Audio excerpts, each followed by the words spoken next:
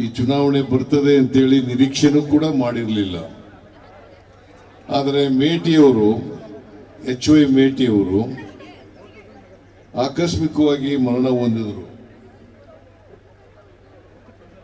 ಅವರು 5 ವರ್ಷ ಪೂರೈಸಲಿಕ್ಕೆ ಆಗಲಿಲ್ಲ.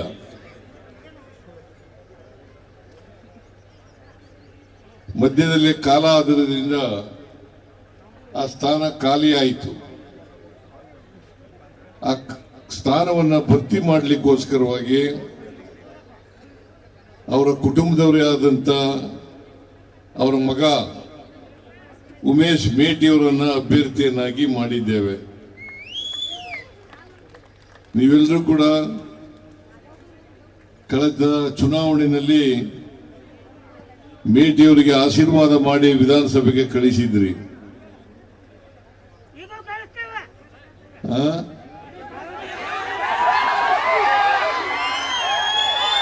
ಬಹಳ ಸಂತೋಷ. ಈಗಲೂ ಅವ್ರ ಮಗನನ್ನ ಕಳಿಸ್ತೇವೆ ಅಂತೇಳಿ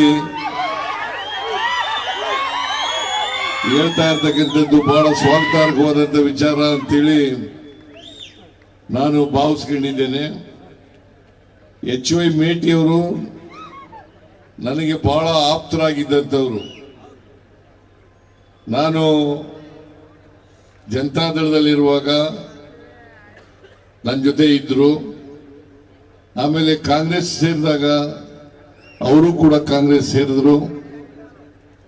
ಹಾಗಾಗಿ ಪಕ್ಷಕ್ಕೆ ಲಾಯಲ್ ಆಗಿ ನನಗೆ ಆತ್ಮೀಯರಾಗಿ ಇದ್ದಂತ HY ಮೇಟಿಯವರನ್ನ ಇವತ್ತು ನಾವು ಕಳ್ಕೊಂಡಿದ್ದೇವೆ. ಅವರ ಆತ್ಮಕ್ಕೆ ಶಾಂತಿ ದೊರಕಬೇಕಾದ್ರೆ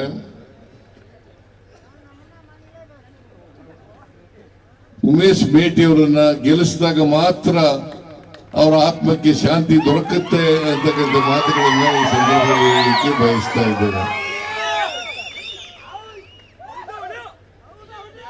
ಆದ್ರಿಂದ 9ನೇ ತಾರೀಕು ನೀವೆಲ್ಲರೂ ಕೂಡ ಮತಗಟ್ಟೆಗೆ ಹೋಗಿ ಇವರ ನಂಬರ್ 1,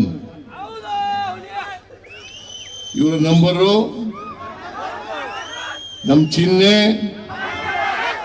ಹಸ್ತ, ನಮ್ ಚಿಹ್ನೆ ಹಸ್ತ. ಹಸ್ತಕ್ಕೆ ತಾವೆಲ್ಲ ಮತ ಹಾಕೋದ್ರ ಮೂಲಕ ಉಮೇಶ್ ಮೇಟಿಯವರನ್ನ ಆಶೀರ್ವಾದ ಮಾಡಬೇಕು ಅಂತೇಳಿ ನಾನು ಕೂಡ ಕೇಳಲಿಕ್ಕೆ ನಿಮ್ಮಲ್ಲಿ ಬಂದಿದ್ದೇನೆ. ಭಾರತೀಯ ಜನತಾ ಪಕ್ಷದವರು ನಾವು ಮತ್ತೆ 23ರಲ್ಲಿ ಅಧಿಕಾರಕ್ಕೆ ಬರೋವರೆಗೆ 2019ರಿಂದ 23ರವರೆಗೆ 4 ವರ್ಷ ಅಧಿಕಾರದಲ್ಲಿದ್ದರು. 4 ವರ್ಷ ಅಧಿಕಾರದಲ್ಲಿದ್ದರು.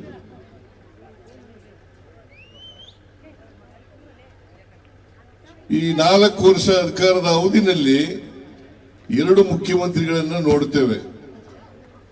ಒಂದು ಯಡಿಯೂರಪ್ಪನವರು, ಎರಡನೇದು ಬಸವರಾಜ ಬೊಮ್ಮಾಯಿ ಅವರು. 2 ಮುಖ್ಯಮಂತ್ರಿಗಳನ್ನ ನೋಡ್ತೇವೆ. 2 ವರ್ಷ ಯಡಿಯೂರಪ್ಪನವರು, 1 ವರ್ಷ 10 ತಿಂಗಳು ಬಸವರಾಜ ಬೊಮ್ಮಾಯಿ ಅವರು. ಇವರು ಮುಖ್ಯಮಂತ್ರಿ ಆಗಿರುವಾಗ ಈ ರಾಜ್ಯದಲ್ಲಿ ಅಭಿವೃದ್ಧಿ ಕೆಲಸಗಳನ್ನು ಏನನ್ನೂ ಕೂಡ ಮಾಡದೇನೆ ಬರೀ ಲೂಟಿ ಹೊಡಿತಕ್ಕಂಥ ಕೆಲಸವನ್ನ ಮಾಡಿದ್ರು. ನಾನು ಈ ಮಾತನ್ನ ಹೇಳುವಾಗ ಅತ್ಯಂತ ಜವಾಬ್ದಾರಿಯುತವಾಗಿ ಹೇಳ್ತಾ ಇದ್ದೇನೆ. ನಾನು ಹೇಳೋದಲ್ಲ, ಕಾಂಟ್ರಾಕ್ಟರ್ಸ್ ಅಸೋಸಿಯೇಷನ್ ಅವರು ಈ ಮಾತನ್ನ ಹೇಳಿದ್ದಾರೆ. ಆದ್ರಿಂದ 40% ಲೂಟಿ ಹೊಡಿತಕ್ಕಂಥ ಯಾವುದಾದ್ರೂ ಸರ್ಕಾರ ಇದ್ರೆ ಅದು ಬಿಜೆಪಿಯವರ ಸರ್ಕಾರ ಅಂತಕ್ಕಂಥ ಮಾತುಗಳನ್ನ ಈ ಸಂದರ್ಭದಲ್ಲಿ ಹೇಳಲಿಕ್ಕೆ ಬಯಸ್ತಾ ಇದ್ದೇನೆ. ಸುಮಾರು 29,000ಕ್ಕೂ ಹೆಚ್ಚು ಕೋಟಿ, ಸುಮಾರು 30,000 ಕೋಟಿ ಬಾಕಿ ಬಿಲ್ ಅನ್ನ ನಮ್ಮ ಮೇಲೆ ಬಿಟ್ಟೋದ್ರು. 30,000 ಕೋಟಿ ಬಾಕಿ ಬಿಲ್ ಅನ್ನ ನಮ್ಮ ಮೇಲೆ ಬಿಟ್ಟೋದ್ರು. ಅದು ಈಗಲೂ ಇನ್ನೂ ತೀರ್ಸ್ಲಿಕ್ಕಾಗಿಲ್ಲ. ಸುಮಾರು 24,000 ಕೋಟಿ ರೂಪಾಯಿಗಳನ್ನ ಬಾಕಿ ಬಿಲ್ ಅನ್ನ ತೀರಿಸಿದ್ದೇವೆ. ಇನ್ನು ಉಳಿಕೆ ಬಿಲ್ ಅನ್ನ ತೀರಿಸಲಿಕ್ಕೆ ಸಾಧ್ಯ ಆಗಿಲ್ಲ.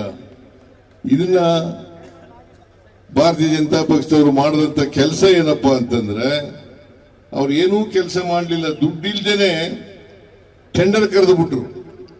ದುಡ್ಡಿಲ್ದೇನೆ ಟೆಂಡರ್ ಕರೆದು ಬಿಟ್ರು, ಕಾಂಟ್ರಾಕ್ಟ್ಗಳಿಗೆ ಕೊಟ್ಬಿಟ್ರು, ವರ್ಕ್ ಆರ್ಡರ್ಸ್ ಕೂಡ ಕೊಟ್ಬಿಟ್ರು. ಆದ್ರೆ ಕೆಲಸ ಮಾಡಿ ದುಡ್ಡನ್ನ ಬಿಲ್ ಕೊಡದೇನೆ ಹಾಗೆ ಬಿಟ್ಟು ಹೋದ್ರು. ಅದನ್ನ ನಮ್ಮ ಮೇಲೆ ಹೊರೆ ಹಾಕ್ತಕ್ಕಂಥ ಕೆಲಸವನ್ನ ಮಾಡಿದ್ರು ಅಂತಕ್ಕಂಥ ಮಾತುಗಳನ್ನ ಹೇಳಲಿಕ್ಕೆ ಬಯಸ್ತಾ ಇದ್ದೇನೆ.